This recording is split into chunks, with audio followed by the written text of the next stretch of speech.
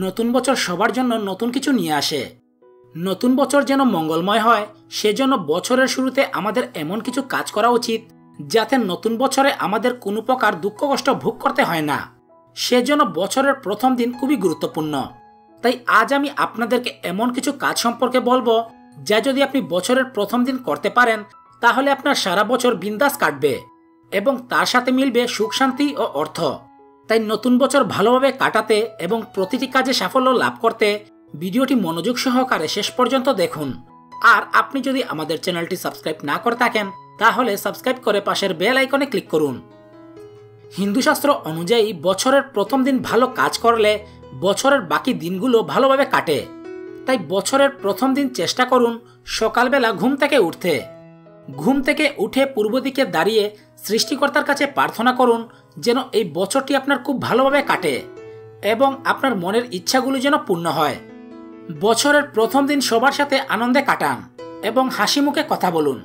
এতে আপনার শরীরে পজিটিভ এনার্জি বৃদ্ধি পায় এবং এই পজিটিভ এনার্জি বছরের বাকি দিনগুলোতে আপনাকে পজিটিভ রাখার চেষ্টা করবে। বছরের প্রথম দিন নিজের সামর্থ্য অনুযায়ী গরিব মানুষদের দান করুন।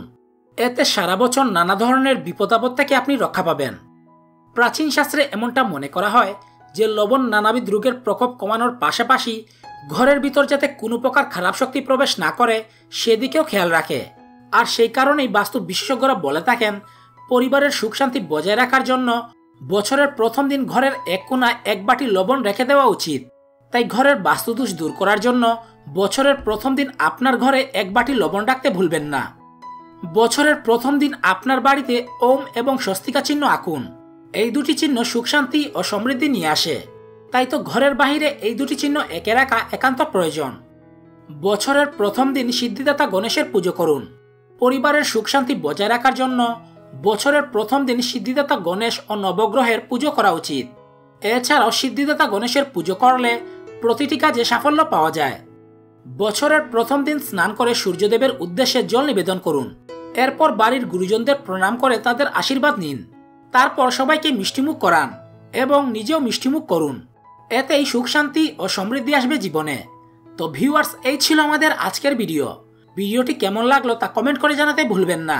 ভিডিওটি ভালো লাগলে তা সবার সাথে শেয়ার করুন। ধন্যবাদ।